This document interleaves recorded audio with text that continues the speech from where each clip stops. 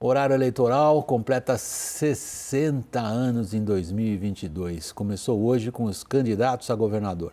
Amanhã, estreia dos presidenciáveis. Veja o que Lula e Bolsonaro prepararam na reportagem de Anny Barbosa. 2 programas de 25 minutos cada, além das rápidas inserções na programação ao longo do dia até 29 de setembro. Mais tempo, enfim, para os candidatos conversarem daquele jeito bem conhecido com o eleitor, pela TV e rádio.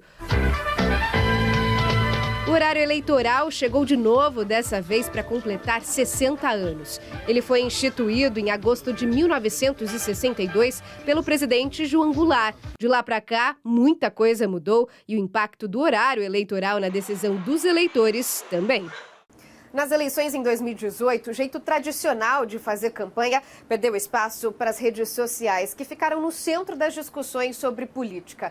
Além disso, os eleitores já contavam há um tempo com uma série de opções para fugir da propaganda eleitoral, como a internet e os serviços de streaming. Mas agora, ao completar 6 décadas, mudanças mais recentes podem recuperar a importância do horário eleitoral no rádio e na televisão.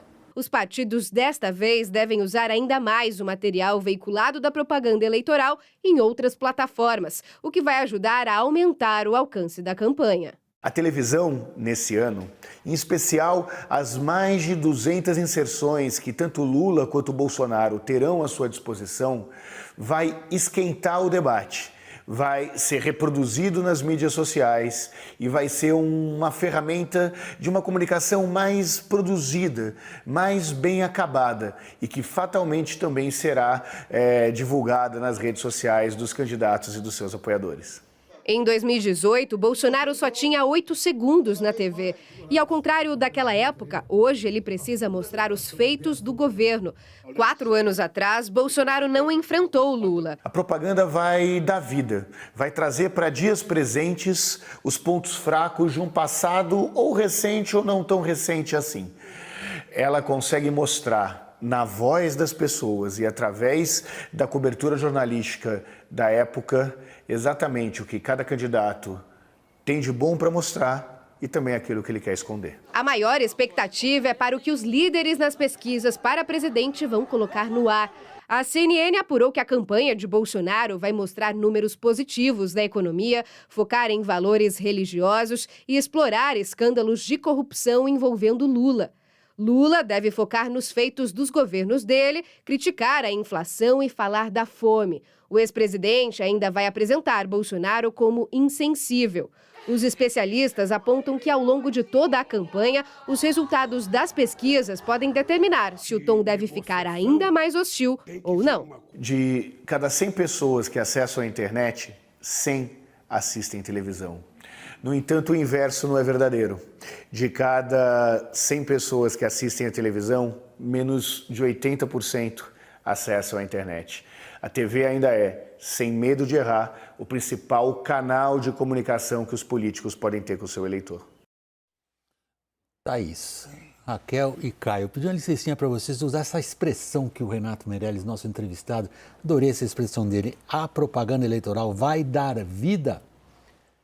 Por enquanto, o que parece dando vida à campanha não é bem propaganda eleitoral. O presidente Jair Bolsonaro, por exemplo, disse que fome para valer no Brasil não existe, como se fala dela. Isso ocorreu numa entrevista a um podcast sobre fisiculturismo. Vamos conferir. Fome no Brasil, fome para valer. Não existe da forma como é falado. O que é extrema pobreza? É você ganhar até 1,9 dólares por dia. Isso dá R$10. O Auxílio Brasil são R$20 por dia. Então quem porventura está no mapa da fome pode se cadastrar e vai receber, não tem fila, o Auxílio Brasil. São 20 milhões de famílias que ganham isso aí. Agora esse discurso de 30 milhões passando fome, não é verdade esse número. Você pode ver, quem diz isso? Eu vou falar que é um cara, sabe quem que é. Ele há pouco tempo, ele falou ali, e quando estava com o Jaime Lerner fora do Brasil, ele falava lá na França, no Brasil temos 25 milhões de crianças abandonadas. E a gente ia falando números, o pessoal ia se empolgando, gostando da gente. Mentira! São pessoas que vendem mentiras do Brasil lá fora e vendem aqui dentro atrás do voto fácil. Se eu falar para você, não tem fome no Brasil, como tem gente da imprensa me assistindo aqui, amanhã o pessoal esculacha comigo na imprensa. Mas eles não sabem a realidade, né? Se existe gente faminta no Brasil ou não. O que a gente pode dizer, se for qualquer padaria aqui, não tem ninguém ali pedindo para você comprar um pão para isso, não existe. Aqui no WW, Raquel, a gente trouxe especialistas, material muito convincente, sério, com credibilidade, demonstrando que o Brasil voltou ao mapa da fome. Parece que o Bolsonaro está se empenhando em dar munição para o adversário. Está brigando com a realidade e é até um erro de estratégia política, porque ele briga com a realidade daquele segmento que ele mais quer atingir. Dá uma olhada nos números, William. Dados aqui da pesquisa internacional do qual a FGV Social, uma instituição reconhecida, respeitadíssima no Brasil, faz parte. No ano passado, 36% dos brasileiros passaram por insegurança alimentar, ou seja, passaram fome em algum período do ano, acima da média mundial. Entre as mulheres, que é o público que Jair Bolsonaro mais precisa falar, esse percentual chegou a 47%. É quase metade das mulheres brasileiras. Entre os mais pobres, os 20% mais pobres, outro público com o qual ele precisa falar, 3 em cada 4 brasileiros passaram fome no ano passado. Então, assim, não adianta muito brigar com os dados da realidade. E é até jocoso que o presidente fala, né? Na padaria não tem ninguém pedindo um pão. Eu me cansei de comprar pão nos últimos tempos para gente que estava pedindo na padaria. Em que ponto está a estratégia eleitoral do Bolsonaro hoje, nessa noite de sexta-feira? Estou vendo pelo jeito que você balançou a cabeça. Não faço ideia, William. De fato, até me surpreendeu essa declaração que não foi dita apenas uma vez. Ele repetiu a mesma fala de formas diferentes na entrevista pela manhã e na entrevista à tarde. Então, dizer que não tem fome no Brasil é bastante surpreendente. Vou até fazer uma consideração aqui que pode parecer estranha. A gente pode até considerar que um presidente, uma pessoa que chega ao cargo do presidente da República não costuma nem mais tocar na maçaneta.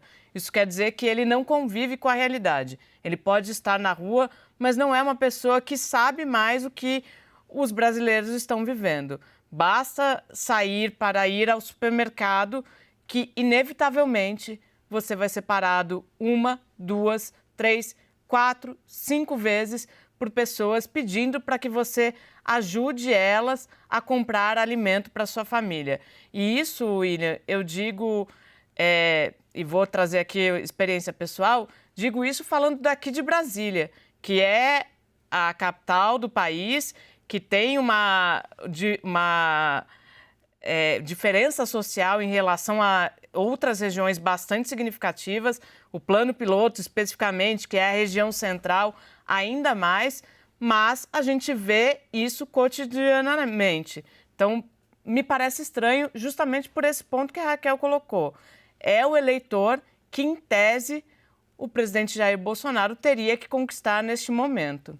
Será que nós vamos assistir um choque entre realidade e o que a propaganda eleitoral da campanha do Bolsonaro pretende servir aos eleitores via TV? Ô, William, de certa maneira, claro que é chocante, né, uma declaração dessa, mas ela é concatenada. O próprio Flávio, o senador Flávio Bolsonaro, que é o coordenador geral da campanha, quando deu uma entrevista pra gente lá em Brasília, fui até lá entrevistá-lo, ele disse isso, quem recebe R$400 não passa fome no Brasil.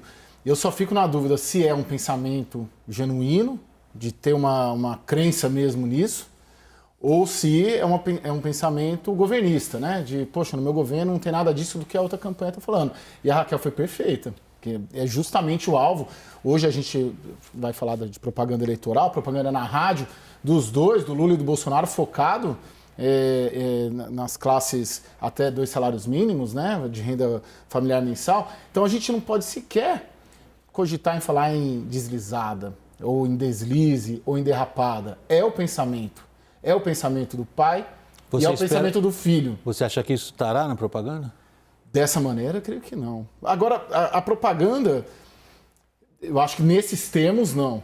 Né? Talvez de alguma maneira trabalhado, valorizando o Auxílio Brasil, mas assim, A gente, a Thaís está falando plano piloto, a gente está aqui na Avenida Paulista, né? Que é também zona nobre de São Paulo e chama muita atenção também barracas, né? As pessoas morando nas barracas aqui. Imagina nas periferias a situação. Thaís, você tem já mais ou menos uma ideia de que tipo de conteúdo tanto Bolsonaro quanto Lula pretendem trazer inicialmente? Como é que eles começam a fazer a bola rolar? Como o Caio colocou hoje, os chamados spots, essas inserções menores que já começaram a ir ao ar hoje, dão um pouco do aperitivo do que devem ser esses primeiros programas, os primeiros grandes programas dos principais dois candidatos. Bastante focado na questão do Auxílio Brasil, no caso do presidente Jair Bolsonaro, e na questão da fome, no caso do ex-presidente Lula. Então, dialogando de fato com esse eleitor. E aí fica ainda mais contraditório, William, se você pensar nessa declaração de hoje do presidente Jair Bolsonaro, porque o spot me chamou bastante atenção, a inserção do presidente me chamou bastante atenção, porque é aquele trechinho curto, 30 segundos, totalmente dedicado ao Auxílio Brasil de R$600. Diz que com R$600 não falta comida na mesa e que o Auxílio Brasil não é mais o Bolsa Família e que o Auxílio Brasil é do Bolsonaro, com um hitzinho até.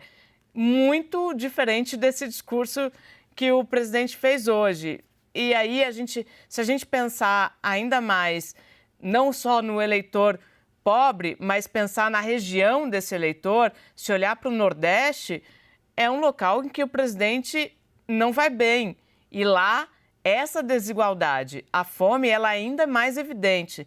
Então, não consegui, voltando àquela sua primeira pergunta, não consegui entender essa estratégia hoje. Você conseguiu, Raquel? William, com a descrição da Thaís, do que foram os spots, uma coisa conversa com a outra, né? O que Bolsonaro está dizendo eu comecei a pagar o auxílio de R$600, isso vai provocar uma redução no nível de pobreza e, tão consequentemente, o que estão dizendo de mim, de que o Brasil voltou para o mapa da fome, é uma narrativa de campanha. Acontece que as coisas não são tão automáticas assim. Acabei de trazer os números, Sim. As pessoas estão na rua passando necessidade. Números publicados por nós mesmos. Exato, tudo bem, são números referentes ao ano passado, só que este ano a gente teve uma inflação dos alimentos imensa. Assim, eu entendo a estratégia de tentar esvaziar a estratégia do adversário, dizendo, não, eu estou pagando o Auxílio Brasil, então não existe fome, mas é um pouco que é brigar com a realidade dos fatos.